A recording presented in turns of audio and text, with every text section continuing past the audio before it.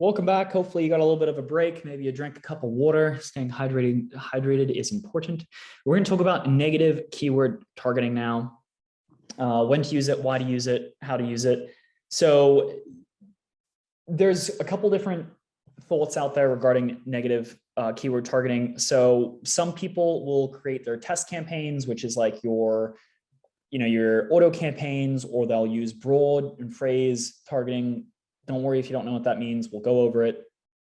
And they will negatively target the things that they're targeting in other campaigns. So that way, they're getting good data, right? You wouldn't want to have your Amazon auto campaign targeting something that you're targeting manually in another campaign. That makes sense, right?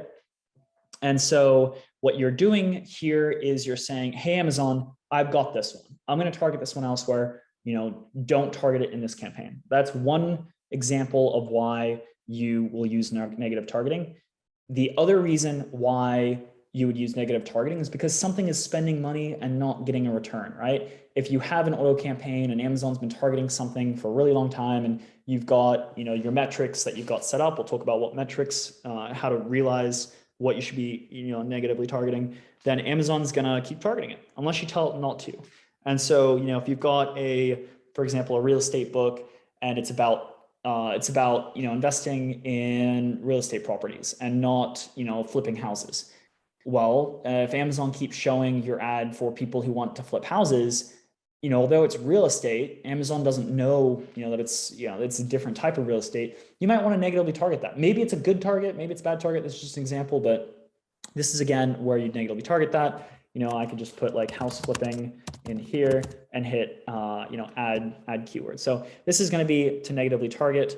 And we'll go over, you can over the long term when you're, optimizing your campaigns, we'll talk about how to add this to existing campaigns, but this is just how to add it when you're setting up a campaign. Negative exact just means it's going to target exactly house flipping.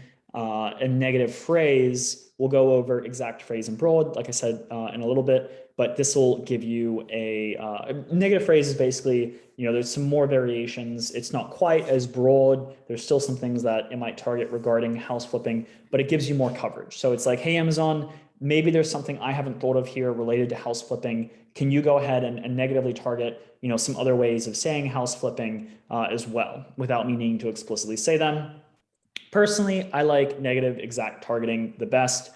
Negative phrase, you might cut out things accidentally that you don't want to cut out. So I just do negative exact, which we'll get into. And then you can do the same thing with certain products through book titles or ASINs as well. So that's saying, hey, Amazon, don't target these exact these exact books or campaigns. So that's an auto campaign.